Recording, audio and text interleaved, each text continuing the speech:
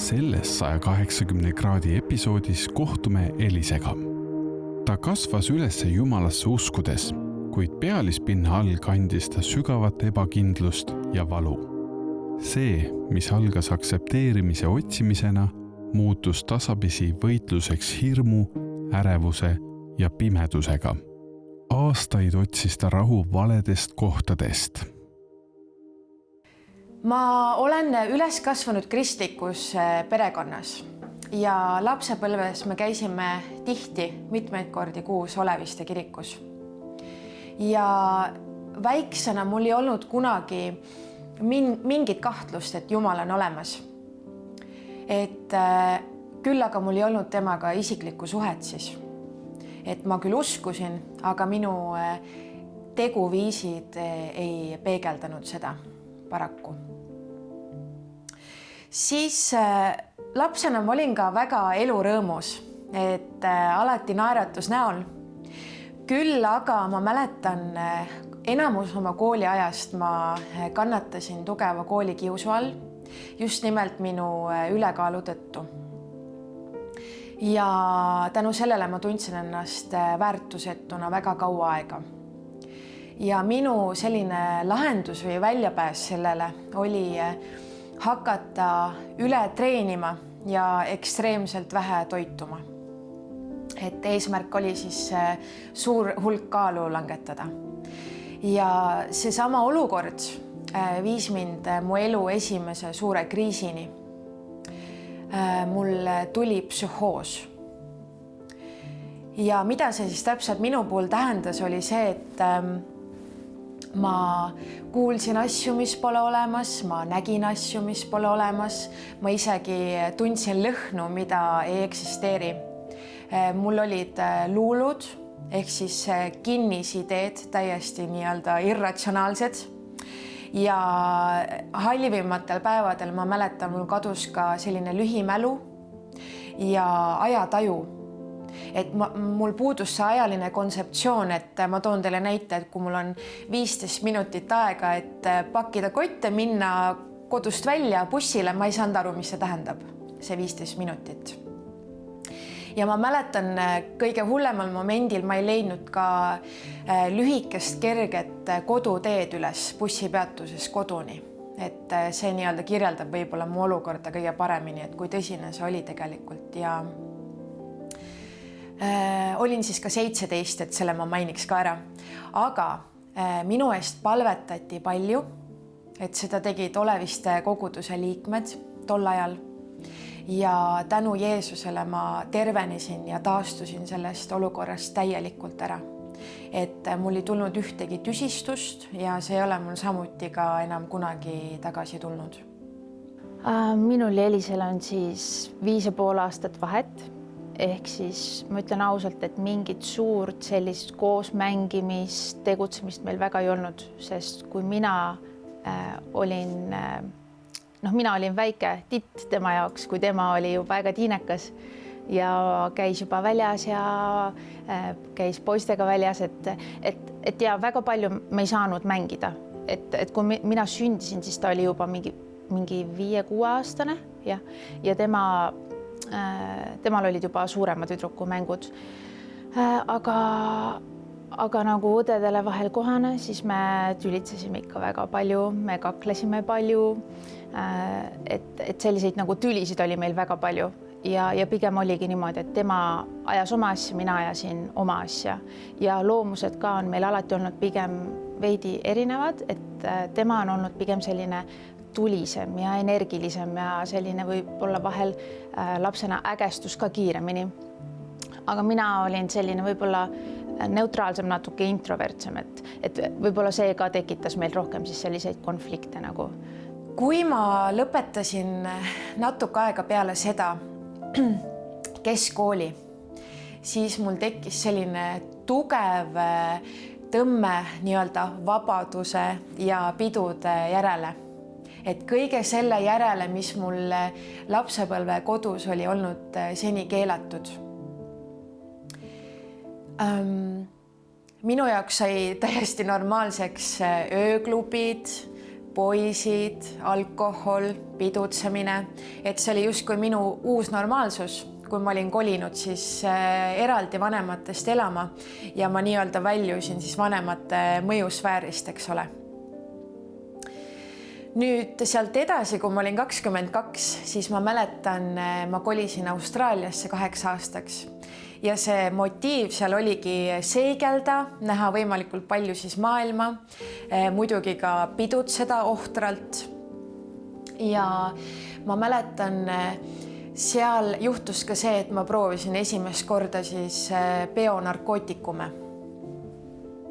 Ja ma mäletan, et too moment ise ei tundunud midagi väga hullu, kuna meeleolud olid väga ülevad, kõik mu ümber tegid sama asja ja justkui midagi halba ju kohe ei juhtunudki. Küll aga kui ma vaatan sellele olukorrale tagasi, siis ma näen, et tegelikult see avas mu elus ukse veel sügavamale pimedusele. Kui ma tulin tagasi Eestimaale, siis jätkus pidutsemine veel aastaid ja minu 25. eluaasta juubel tõi mind siis mu elu teise suure kriisini. Ma sain narkoüledoosi.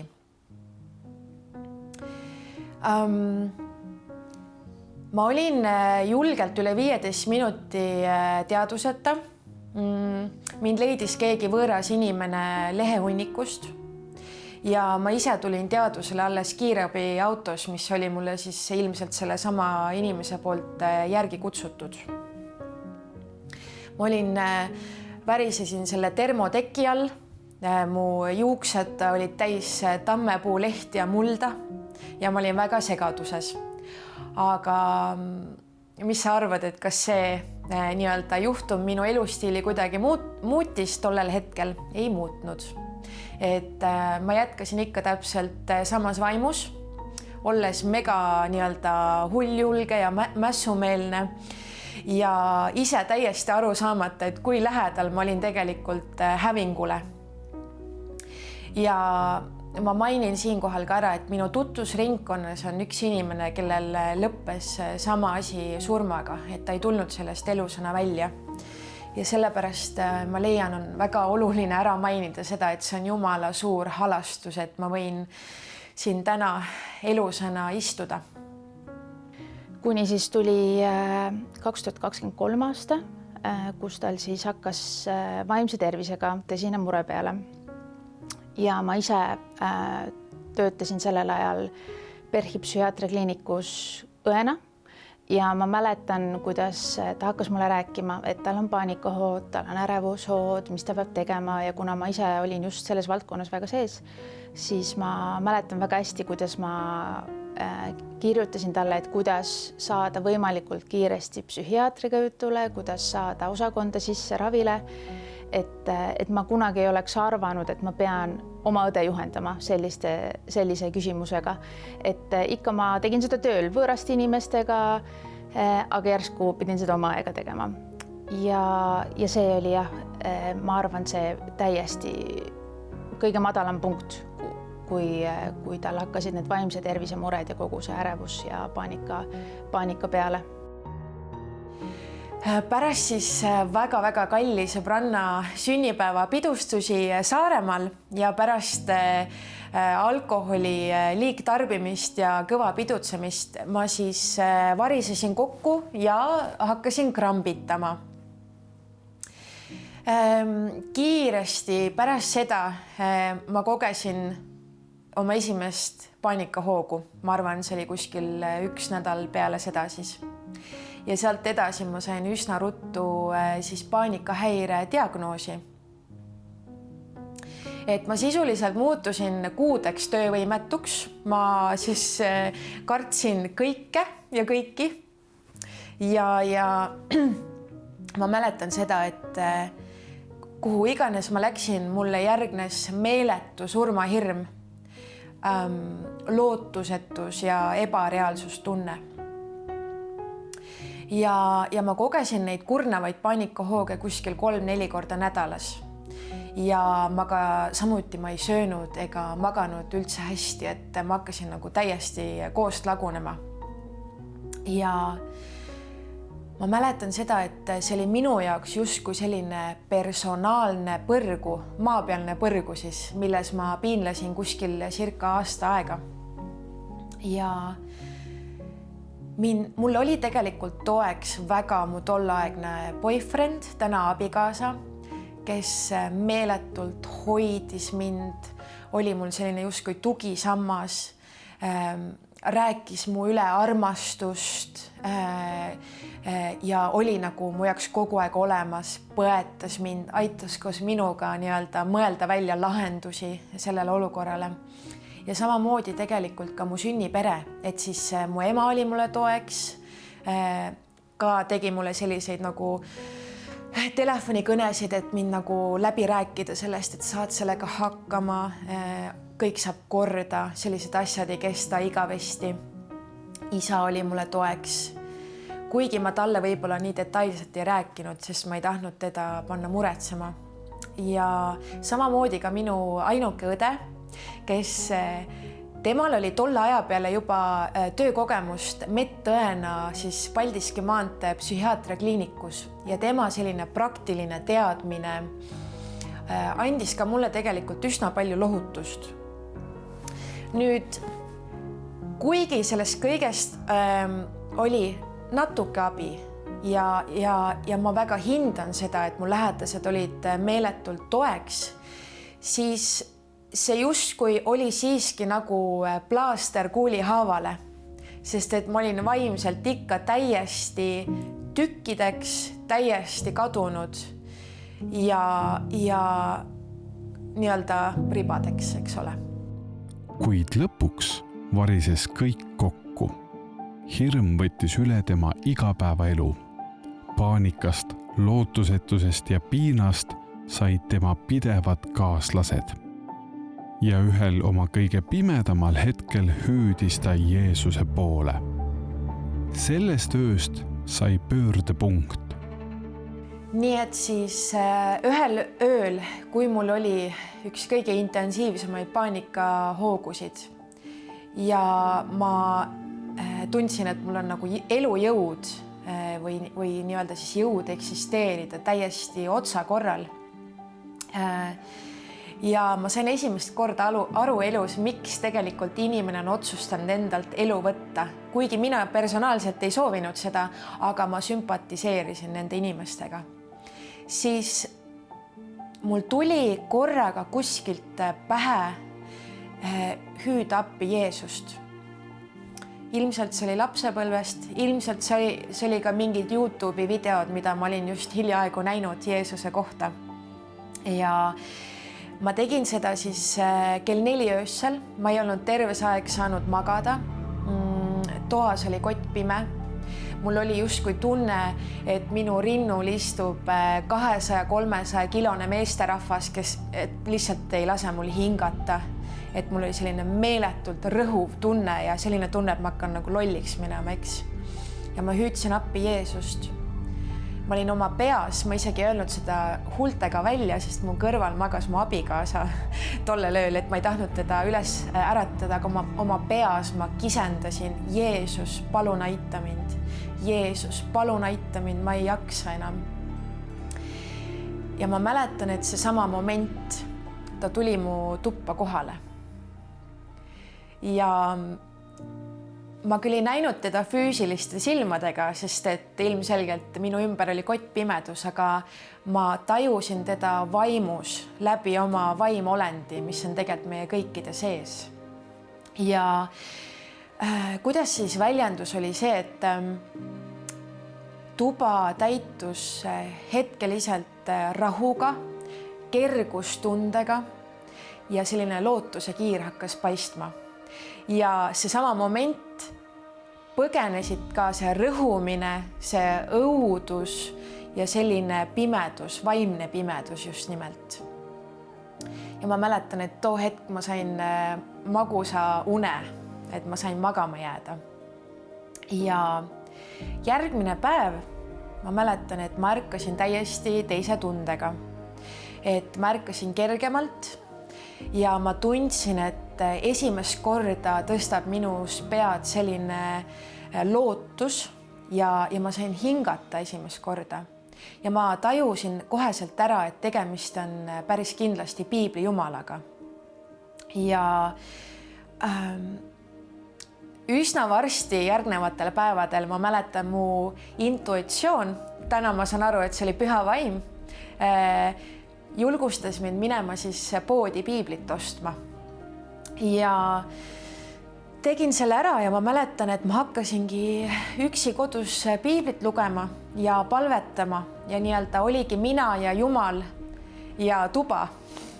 Et esialgu ma mäletan, ma kohe ei läinud kuid kirikusse, et esimene nii-öelda periood oligi see, kus Jumal hakkas mind muutma. Et sinna ei olnud vahele vaja mingit vahemeest ja ma mäletan, kuidas minu mõttemall ja meelelaad hakkas läbi Jumala sõna lugemise täiesti muutuma ja uuenema ja justkui need lootusetuse mõtted ja need valeuskumused, mida hingevaeline oli siis minu pähe istutanud aastatega, et need said ükshaaval kõik purustatud ja läbi selle toimus ka minu vabanemine. Ma hakkasin nägema muutust 2024. aasta kevadel umbes. Kuna mul oli ka sellel hetkel väike poeg, keda ta tihti hoidmas käis, siis ta hakkas mulle järsku rääkima, et ta on hakanud Nõmme baptisti koguduses käima. Ja et vahel käis ta ka mujal kirikutes, aga ta hakkas iga kord, kui me kokku saime, ta hakkas rääkima mulle, kuidas ta koguduses jälle käis ja kuidas Jumal on teda kõnetanud ja mida on hakanud muutma ja kuidas ta on hakanud piiblit lugema. Ja ma mäletan sellel hetkel see muutus ülitüütuks mu jaoks, sellepärast ma ise olin endiselt usust kaugel ja iga kord, kui me kokku saime, ta rääkis mulle Jumalast ja ma alati üritasin teema ära viia kuskile mujale. Ja ma mäletan, et mingi hetk ma isegi ei tahtnud temaga väga nagu kokku saada, sest tegelikult ma teadsin sisimas, et see oli ka koputus mu enda südametunnistusele. Aga ja see oli 2024 kevad ja ma nägingi, et ta aina rohkem, ta hakkas piiblit lugema regulaarselt. Nädalavahetuste peod hakkasid asenduma vaikselt koguduses käimisega, ta läks alfakursusele. Et ma nägin, et selline tuluke on talle silmisse tagasi tulnud, et sellist rahu rohkem, et mida ma täheldasin ka eriti, kui tal vaimse tervisega oli keeruline, et ta oli hästi närviline, ärev, närviline ja ta võis ka nagu ägestuda kiiresti, aga järsku ta oli nii palju rahulikum ja ta oli nagu rõõmsam ja et need olid sellised esimesed märgid, kus ma nägin, et okei, tõesti, midagi on ikkagi ta elus hakanud muutuma. Ma mainiksin ära ka selle, et ei tekiks vale arusaama, et see minu tervenemise protsess ei olnud nagu hetkeline. Et jah, mingi osa minust tervenes kohe pärast seda, kui ma Jeesusega oma toas vaimus kohtusin. Küll aga väga suur osa mu tervenemise protsessist oli järk-järguline. Et ma tahan ka julgustada kõiki, kes seda tunnistust vaatavad, et ei ole mõtet kohe sattuda nii-öelda meeleheitesse või morjendusse, kui kohe ei teki seda täit tervenemist. Et mida mina omal puhul just kogesin, oligi see, et Jeesus võttis mind endale käe kõrvale ja ta aitas mind läbi sellest nii-öelda pimedast orust, et ta ei jätnud mind sinna nii-öelda telkima, eks ole. Ja mida ma ise ka tahan öelda on see, et kui sa oled koos Jumalaga, eks, et siis sinu probleemil ja nii-öelda eluraskustel on kehtiv kuni kuupäev. Et mina tajusin seda väga selgelt, et mingi hetk see torm lihtsalt möödus ja Jeesus kandis mind sellest läbi. Ja kuidas ma ka iseenda eest tegelikult palvetasin, oli see, et ma mäletan, ma palvetasin siis Jumala sõnaga kooskõlas ja ma ütlesin ka, et Jumal, et ma tulen sinu ette alandlikkusega, aga ma ei nõustu oma haiguse olukorraga, et ma olen Jumala laps, ma olen sinuga lepingus ja ma lihtsalt hetkel käsin oma ihul joonduda sinu sõnaga, mis ütleb, et mulle kuulub vabadus ja võit Jumala lapsena ja ma mäletan, et see palve oli väga efektiivne, et see oli ka selline nii-öelda vaimse sõjapidamise relv, kui nii võib öelda. Ja samuti ma palusin niimoodi, et Jumal, ma sinu sõna toel, ma käsin oma ajul teha vaja minevad muudatused siis aju neuroühendustega ja sünapsistega, et kõik nii-öelda saaksin üleval pool ka nii-öelda korda ja tasakaalu. Esimesed suured muutused olid kindlasti see, et tal kaduski ära soov alkoholi tarvitada, narkootikume teha, ta sai vabaks mokatubakast, et Jumal tegi ta sellest kõigest vabaks ja samuti kogu see vaimse tervise teema, et kõik see paanikaärevus, et oma töös ka, kui ma osakonnas töötasin, ma tean väga hästi, millised on need patsiendid, kes sellega maadlevad, kes võtab rahusteid, kes uinuteid, et järsku oligi tal sellest täiesti nagu lahti saanud. Ja kui ma vaatan tagasi oma sellele vaimsele kollapsile, ma ei oleks elu sees arvanud, et ma suudan selle eest kunagi tänulik olla, sest seal sees olla oli äärmiselt piinarikas. Aga täna ma näen, et see oli ainuke viis, et Jumal saaks minu tähelepanu endale, et ta saaks murda minu isepäisuse ja et ta saaks mind nii-öelda asetada siis hukatuse teelt õigele teele, eks ole. Ja täna mul on suur rõõm öelda, et ma olen täiesti vaba, täiesti terve kõikidest nendest raskustest ja kogu sellest jampsist, millest Jumal mind läbi tõi ja ma tooks ka välja selle, et mida siis Jeesus tegi mu jaoks. Et kõigepealt ta vabastas mind ärevusest, kõikidest hirmudest, sealhulgas surmahirm ja samamoodi paanikahoogudest. Siis ta võttis nagu ära sellise tühjuse ja mõttetuse tunde, mis mul iga hommikul ärgates oli ja ta pani minu sisse sihi ja uue identiteedi, et ma ei ole enam haige, ma ei ole enam katki, vaid ma olen Jumala laps, ma olen võitja koos Kristusega ja ma suudan kõike teha läbi selle väe, mida Jeesus mulle annab. Ja lisaks Jeesus tegi minu jaoks täiesti vastikuks kogu selle vana nii-öelda elustiili, peod, alkohol, nikotiini, millest mul oli tegelikult päris raske loobuda, et ta lihtsalt tegi selle hetkega minu jaoks vastikuks. Kui ma mõtlen sellele, milline ta oli varem ja milline ta on täna, siis nagu reaalselt saate pealkiri, siis see ongi 180 kraadi muutust elus, et mida ma näen, ongi see, et Jumal on tal number 1 ja kõik tuleb peale selle, et ta otsib väga palju Jumalat iga päev, ta loeb piiblit ja Jumal on sellist nagu tervendavat tööd ta sees teinud, et ta ongi sellist rõõmu täis, ta on nii särav, ta on nii valgust täis ja kõik see vana elu on selja taha jäänud ja ma tean, et seda mõni võib-olla suudab omast jõust ka tulla sellistest asjadest välja, aga ma tean, et see on Jumal, kes ta välja tõmbas, sest oma töös ma nägin ka kahjuks väga paljud lood meie osakonnas ka on lõppenud suitsiididega, kus inimesed ei tulegi välja, ei saagi hakkama, et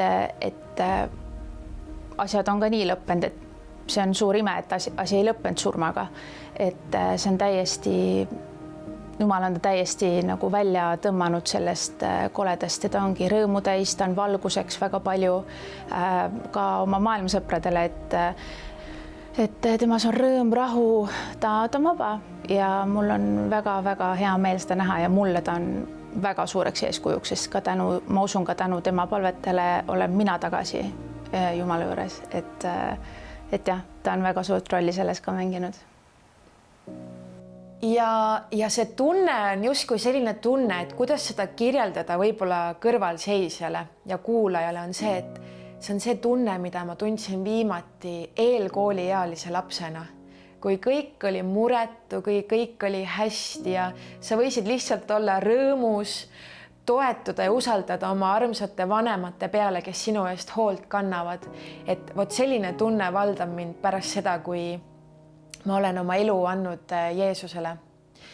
Ja ma tegelikult julgustan siis ka kuulajat otsima Jumalat, et kui sa täna veel ei tunne Jeesus Kristust, siis ma tõesti julgustan sind palvetama tema poole, et näita mulle ennast.